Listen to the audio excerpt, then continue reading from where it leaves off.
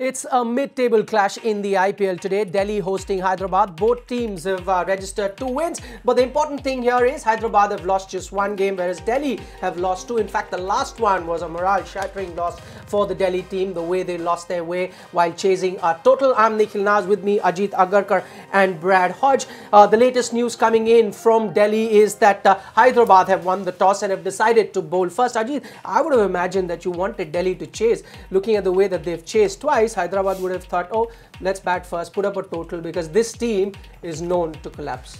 Yeah, but I mean, it's a small ground. There might be a little bit of dew around. Hyderabad, you worry about what your strengths are, not worry about what's happening. Okay, you might look at what's happened in the previous game, but that shouldn't take you away from your own game plan. So, SRH at the moment, very, very confident team. So, I think there's also the history of this ground. It's such a small ground, can be a little bit difficult to defend as well. Okay, but Delhi, despite the fact that we heard Shreyas saying that he would have batted first anyway, so clearly they have that in mind, that they wouldn't rather be chasing, considering how the last 2 games have panned out.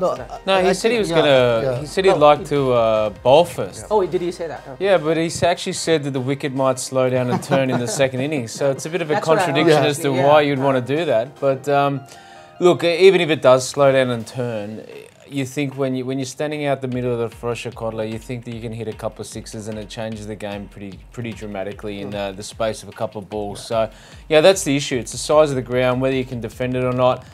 And the other thing is that as an opposition, when you've had a big collapse, it's not that easy to get out there and just put the pads on and get out and put a good performance in either. So yeah, they'll be definitely wary, a little bit nervous about how they go about this batting on this surface, and I think Sunrisers Hyderabad will be happy to see what they make on that pitch. The good thing, or the one good thing for Delhi is, or Shreyas, is that he didn't have to make the decision. So at least they can go out and play and worry about the game instead of worrying whether they made the correct decision or not if they had won the toss.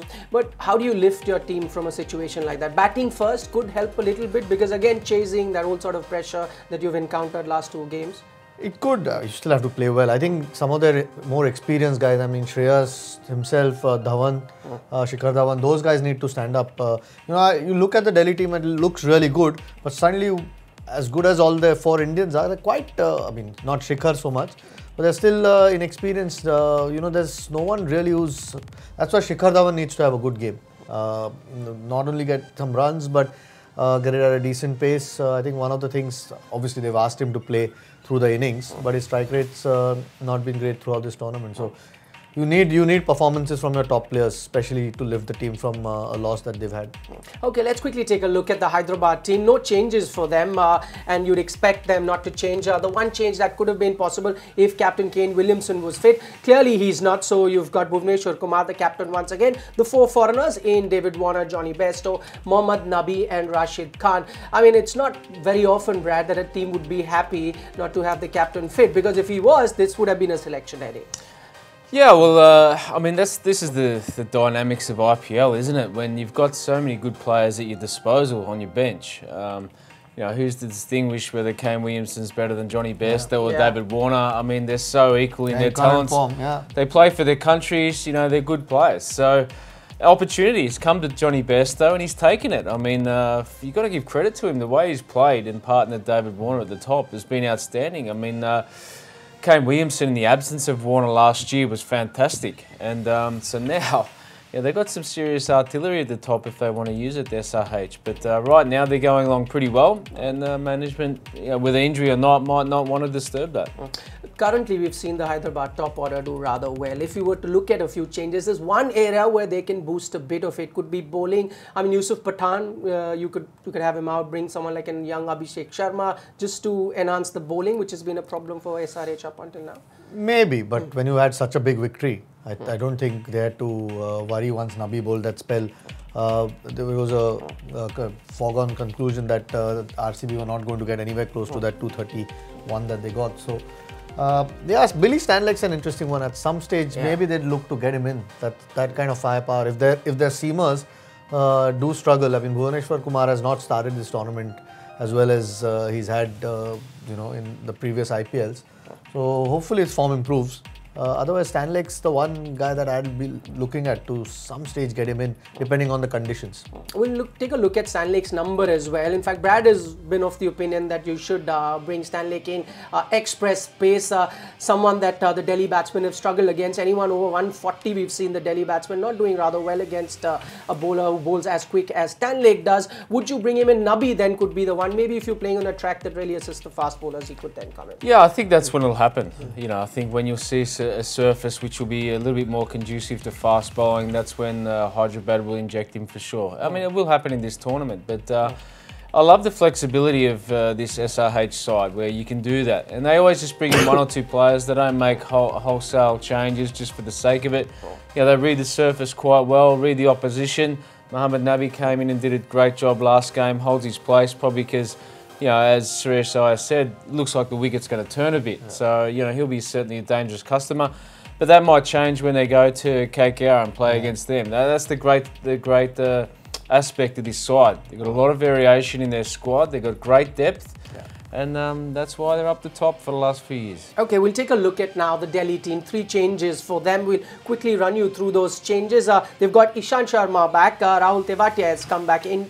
And so has Akshar Patel. The ones I can see who've gone out, Avesh Khan, I don't see his name, so he's out. Then Harshal Patel isn't there. I wonder who the third player is. We'll try and figure that out as well. Hanuma Vihari is there. Okay, so there you have it. Those are the 3 changes they've made. Ajit, you were of the opinion that you would rather have Akshar there. Just also strengthens their batting, the problem area, that middle order for that. Yeah, but they've dropped a batsman and got him. So whether he's a good enough batsman, okay, Hanuma Vihari struggled a little bit, but whether he's a like-for-like replacement, I don't know. It bolsters their bowling for sure with Ishant Sharma coming. I think Harshal Patel, although he got wickets in one of the games, I don't think he's a guy that you'll want to persist with in your 11. Has very limited sort of ability, just relies so much on his slower balls. So Ishant Sharma is a better pick for me. I mean, although his record doesn't suggest that in T20 cricket, but it's still a better pick for me. Avesh Khan, a little bit unfortunate actually to be left out.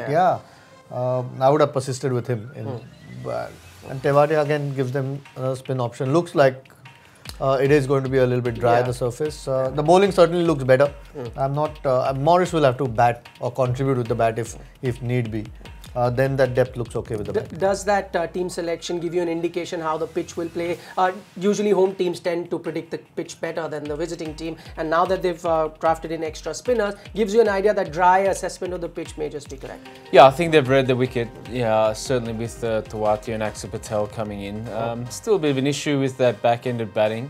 Obviously Vihari wasn't, he didn't get the job done last game, so... Yeah, Akshar Patel's a bit of a hit and miss down there as well. Chris Morris hasn't had much game time, in the IPL so far. So, yeah, that could be something which SRH exploit. Having said that, though, they look pretty good side. And when they get the basics right, I think Delhi are actually a pretty good team. Also, do you think Morris now has to take the responsibility? There is no option as far as his batting is concerned. He's done it in the past. He's the one guy probably can play that role of what Andre Russell does for KKR.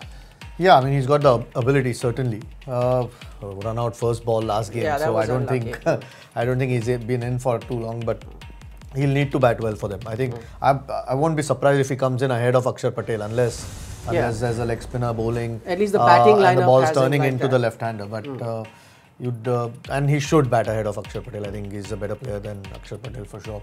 Yeah, the top 5 will have to do bulk of the job. I think because there's not enough there. Okay, let's bring our first poll on the show today, and that is based on that one change we've seen for Delhi. Akshar coming in for Hanuma Vihari. Is that the right move? Go on to our Facebook page and then you can cast your vote. Okay, let's now turn our attention to the Delhi Capitals batting, and Shikhar Dhawan is the talking point. Remember, he used to be an SRH player, now coming back to his home state of Delhi, now playing against SRH, a team playing for whom he's won an IPL title as well. What is his role in the squad? Now, Brad, I'll come to you. It could be a catch-22 situation for him. What does he do? I mean, he has to shoulder the responsibility, plus he has the task of now upping the ante as well and getting that run rate going. Yeah, I mean, for me, Shikhar Dhawan probably has to lead this youngish side. As a well-established international player, he's surrounded by youngsters in there. So for me, he's almost like the leader of the batting unit, and probably needs to. You can see that he's trying to shoulder a lot of that responsibility and trying to get through and bat deep, and giving the likes of Rishabh Pant and that down the order an opportunity to play their natural game. So, yeah, that's the role which he's tried to take. The one thing that I'd love to see him do is just take it upon himself to actually win a few games as well. So, he's such a good player that if he wants to flick the switch and instead of, just cruising at 110, 120 runs per 100 ball, he can strike 150. We've seen it before and we know how dangerous it is. I'd like to see him do that just once or twice in the tournament so the rest of the group know that he can turn it on at any stage. But he looks like he's trying to get to the 10th or 11th or 12th over. And that looks like his role. Okay. I mean, one of the things, Shikhar Dhawan's actually come into this tournament with not such great form for India. Obviously, that's not helped, and it looked like he's trying to play himself into form, which I don't think might be the ideal thing for Delhi. I mean, they've got the batsman, but he needs to start getting more runs and quicker. He mentions 150 strike rate. Now we know Shikhar is capable of striking the ball at that particular strike rate. How has his strike rate been over the years in the IPL? We take a closer look at that. Now this is over the years. If you see, this is the second worst that he's had as far as the strike rate is concerned at 120. 2016 is where it was down at 116. After that, it's actually hovering around the same. It's 123, 127. 2018 last season was high at 136. Again, Ajit, I go back to his role. I mean, we know that he can adapt to the different changes. When we see him for the Indian team, when Rohit's on the other end, he's the one who's the aggressor to begin with. Rohit takes his time. When he used to play for SRH, it was completely different because you had someone like a David Warner, on the other end. So does that really now change the equation with Prithvi on the other end? No, I mean, Prithvi is going to be aggressive. Yeah. So he could take it easy. It's fine to actually bat, take time and bat. But once you got through that little initial period, you can't still bat at the same strike rate. At some stage, you've got to increase that. And this year, at least, he's not yet done it. Obviously, he's got the ability, but and all those numbers, obviously, he's batted deep into the innings. Here, if you bat or the strike rate is not good enough, and then you get out at a 30 or a 35 or a 40, I don't think that's helping the team either. So, yeah, he can take his time, but at some stage, he's got to improve on that strike rate as the inning progresses. We'll take a look at how his partners have fared as well. We were just talking about how when he plays for the Indian team, it's very different to the IPL, and this is in the IPL, different partners that he's played against, and this is Dhawan's strike rate on the right, and then on the left we see the partners. David Warner, as you'd expect, with a very, very high strike rate, was better than Parthiv Patel with Aaron Finch. So most partners, if you see, I mean, you've got Sachin Tendulkar, Sunny, so plenty of partners he's had over the years, but he's been able to match up to most of them. I mean, David Warner is that stark difference that you see from 150 to 116. Brad, I mean, your thoughts on this one? Just get Sahar. Yeah, I mean, look, I mean, he tries to play the way that, he's structured up with. So, yeah, it's different. So he adapts. Yeah, he adapts. But, what I'd love to see is that if you're a bowling unit and you have David Warner and Shikhar Dhawan both going hard, then that would cause a lot of problems for an opposition team. So, yeah, I think he's balancing up whether, how many wickets you lose in a power play, how much, if David's there at the other end or Prithvi Shaw, he'll work out what's a good platform for a power play batting. So, if you're looking for, 45 to 55 runs, anywhere between that, you don't need to go completely ballistic. So that's the way it sort of looks like he's structuring up. I'd just like to see one day him turn it on and take the onus off the younger player, Prithvi Shaw. I mean, we know he's aggressive, but we've also seen how good Prithvi Shaw is. He's outside the power play against spin. So if he gets out, then they're in a bit of trouble because Shikhar hasn't really been that aggressive towards the spin so far in this IPL tournament. Yeah, I mean, it's 4 games into the tournament, but that trade with Vijay Shankar's not looking great at the moment. Yeah, but do you think, I mean, I know he needs to free his mind to be batting, as Brad says. I mean, turn it on at least in one game. But do you think now he's sitting in the dugout seeing those 2 collapses right in front of his eyes? After watching that, is it possible for him then to turn it on? Yeah, but that's his job. I think if he does turn it on, then those collapses might not happen. I mean, Delhi will be in a stronger position. So, no, I think there's a job to do. Like I said before, he can take his time early on. But he's got to get a move on once he's set. Okay, let's turn our attention to point number 3 on our discussion. This is Hyderabad's death over concerns. I mean, not too many concerns with the Hyderabad team up until now. Their batting has been firing. Their top 3 are in great form. The start of the bowling looks good too, but the death bowling has been an issue. Why do you think that is happening, Ajit? I mean, one thing that we've seen is, of course, the drop in Bhuvaneshwar Kumar's form, and this is over the years. 2017 to 2019 in death over since IPL 2017. The batting strike rate of opposition batsmen has gone way high to almost close to 200%. I mean, is it down to Bhuvaneshwar Kumar not being the same, Sid Kaul not being the same? Yeah, clearly. I mean, also they ran into Andre Russell once. Yes. And can't remember who the other batter was who got after them. So they've run into a couple of really good. Was it, no, I think another game. I think it was against KKR in the next game. So it can happen. I mean, we saw last night Hardik Pandya take down Bravo. So it can happen. Early days in the tournament, the good part is they've still won games, which is a good thing for them. So Bhuvaneshwar Kumar's form certainly needs to improve for SRH going forward in the tournament, because he's been such a key for them over the last few years, and he's got the ability to bowl those difficult overs at the end. And so does Siddharth Kaul. I mean, he's been doing a job, but especially Bhuvaneshwar Kumar's form, I think that needs to improve. That's why the difference in the wouldn't be too concerned just yet, because I think Andre Russell is going to take down a lot of bowlers, and that strike rate will be similar against most teams. Okay, we've got an interesting theory why we reckon that those fast bowlers that we were talking about in Bhuvaneshwar Kumar, Siddharth Kaul, why aren't they as effective as they were earlier in the death overs? And this is this pace bowlers in the death overs in IPL since 2017 using Yorker vis-a-vis the knuckle ball. Now, knuckle balls suddenly come into vogue. Most bowlers trying to do that. In Hyderabad, most of all, 22% in IPL 2017. They haven't been relying too much on the conventional Yorker, which other teams try and do. Brad, I mean, it worked really well for them, that knuckle ball in the previous season.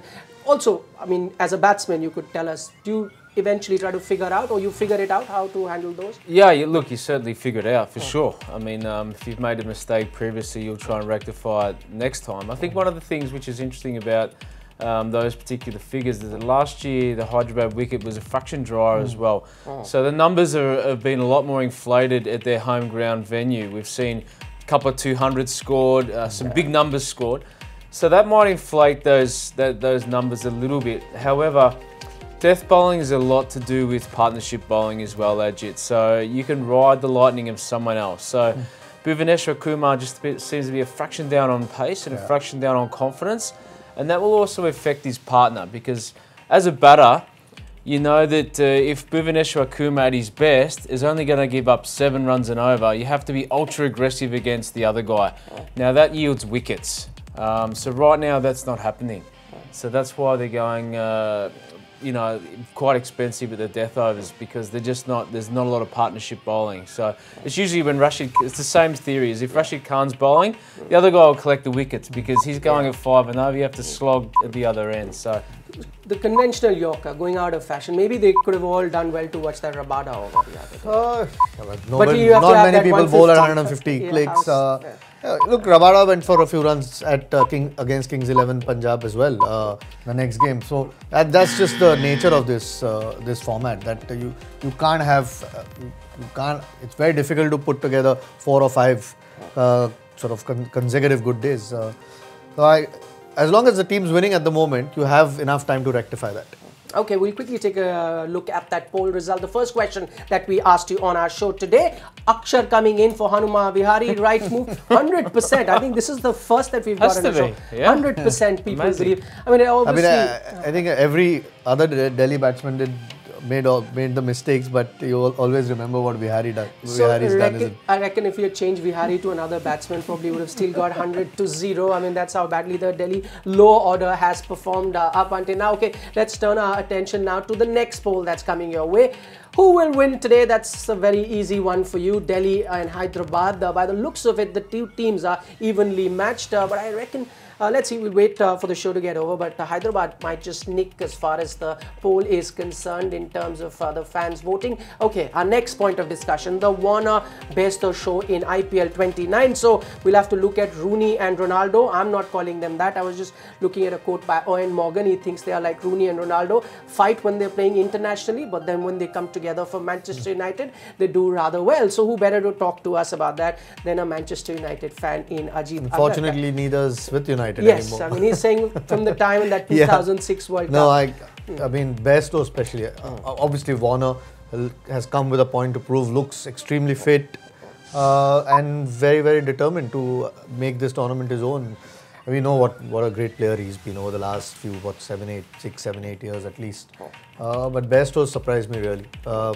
You would think lots of talk about ball spin early to him, but he's dominated, and that previous innings actually went quicker than Warner did. So to keep Williamson out, you have to be in really, really good form. I mean, they're both cracking players, but you've got to show that kind of form after what Williamson got almost 1,000 runs last year. Yep. So incredible. I think that's the good part about Sunrisers. Just somehow keep fitting the pieces of the puzzle. Just even if they make an odd change here or there, doesn't take anything away from the team. The player seems to raise his game, and this is yet another example. Just to tell you what impact these two have had, just look at the average strike rate of the first over itself in IPL 2019. Hyderabad right on top. They collect 12 runs off the first over itself. Brad, funny how we were talking about Delhi between Prithvi and Shikhar. They need to decide who should go after the bowling. No such problem here. Both are ready. I mean, anyone at the strike rate, they'll get 12 odd runs the first over itself. No, and statistically, yeah, the first over doesn't go for much more than 6 runs an over, and that's what those stats show clearly. So it's almost like a little bit of a free gamble for a captain to throw a part-timer in, but what I've seen from these two, they're not letting anyone settle. And if you get 12 runs off your first over, you are on the back foot, trust me, as a captain and as a bowling unit, because unless you pick up 2 or 3 wickets in the power play, you're not getting anything less than 50. So, look, I've been particularly impressed, as Ajit said, more about Bairstow. I'm not surprised by David Warner coming here with the ambition that he's got. But for me, Bairstow hasn't really played a lot of T20 cricket up the top for his country. They've got Jason Roy, they've got Alex Hales. This guy's come in and played a new role and absolutely dominated. I'm surprised actually. I've got to take my hat off to him, given the fact that he probably thought he was only going to have a couple of opportunities with Williamson being fit, and he's taken him. He's absolutely nailed him, and now you can't get him out of the side. And doubles up as a wicketkeeper. So just they can then pick another batter or a bowler. So real bonus for Sunrisers, his form. We'll take a look at some other numbers, and as we were saying, they just start off from the beginning with 12 and over, but that sustains throughout the innings. David Warner and Johnny Bairstow, this is how they build their innings. From the first 10 balls throughout, if you look at it, till 40 plus deliveries, their strike rate is way above any opening partnership that we've seen in the IPL so far. Brad had an idea, Ajit. I mean, bring on a part-timer. Is that a secret that you could apply against them? I think Delhi have enough firepower in Rabada or Morris or even Lamichhane. I think Lamichhane could they have again there's a Warner who's at that end, but they'll have to try and break that partnership. I think their whole foundation's been built on that partnership for Sunrisers. So Delhi have the necessary bowling to try and dislodge that. Okay, we'll talking about Delhi's bowling. That's our final point on our show. We're talking about Kagiso Rabada and how his performance has been very, very crucial for the Delhi team. Brad, I mean, we talk about that final over. He was outstanding at that time. But initially, with the new ball, he's been a bit guilty of, spraying the ball here, especially towards the leg side, and batsmen collecting a lot of runs off it. Yeah, a little bit. It was interesting to watch him against Kings 11, where he certainly wasn't at his best with the new ball. And that's something they may look at actually. So that might be have brought the change in for Ishant Sharma, who's particularly been pretty good with the new ball throughout the whole summer in Test cricket. He did pretty well in the first couple of games. So his control with the new ball might actually allow Rabada to bowl the 5th or 6th over in the power play, so to speak. So instead of using that ball to swing, it might just be getting the wrist wrong or a bit of action, something edge. But I mean, if I was an opening batter, if he's not taking the new ball, I'm pretty happy Yeah. about it. You know, I mean, this guy's on the top of his game. And the other thing is, it's very hard to be absolutely 100% at your best every game through the IPL. I mean, it must have been such a high from that super over to then back up a day later and take the new ball. People don't understand how difficult that is mentally. All right, looking at Kagiso Rabada, especially how he bowls with the new ball. This is to all batsmen in the IPL, and from what 1 to 3, number 1 to 3 is picked up 4 wickets. 4 to 7 is where he's a little more successful, and then that 8 to 11 over stretch where again he's picked up about 2 wickets. Not so great a little later in the innings, of course. As I'm saying, 1 to 3 was the top 3 batsmen is how he bowls to, and then looking at the tail end how he bowls to. So I mean that contest between 1 to 3, that's where SRH's team is, and his numbers are all right at the moment. Yeah, I think I would definitely. I mean, if I was the Delhi captain, I would definitely give him the first over to Warner and Best. When the batters are not set. I know we showed a stat where they scored 12 runs on that first over. Yeah. But you need one of those guys out with the kind of form they're showing. Of course, will all depend on how many Delhi get and what kind of surface it is. But definitely give Rabada the first over. Okay, we're completely out of time. It's time for you to pick your 4 players. Live action about to start. Brad, do you want to go first? Yeah, I'll go first. Okay. Look, I'll pick Ishant Sharma, actually. I'm going to back him in with a new ball. Akshar Patel. We'll go with Delhi boys tonight. Rahul Tewatia. One of your unusual teams once again. Yeah, As I I'm going to pick one SRH player, Yusuf Pathan. Okay. Well, it's against spin. It's a short boundary. I think Yusuf. Best or could David be Warner, all of them must be feeling rather hurt. Okay. I'll pick Warner. Warner. I'll pick Warner. Go Bhuvaneshwar Kumar today. Who's there? Delhi. Morris. Pick Morris. Why not? You suggested a name. And Shreyas Iyer. Iyer. Okay. So once again, we've got the unconventional picks by Brad Hodge. Ajit going for the more conventional one. Yet he's not left any for me unconventional one. That's true, actually. Okay, our final poll result on the show. We had asked you who's going to win between Delhi and Hyderabad. As I had said, it's going to be very, very close. I thought Hyderabad might just get more than 50, but it's the other way around. More Delhi fans, I guess, are watching us. 51% for them and 49% for Hyderabad. But very, very close to call. Thanks so much for your thoughts, Brad Hodge, Ajit, Agarkar. That's all that we have for you. We're looking at to game number 16. We'll see you in the mid-innings now.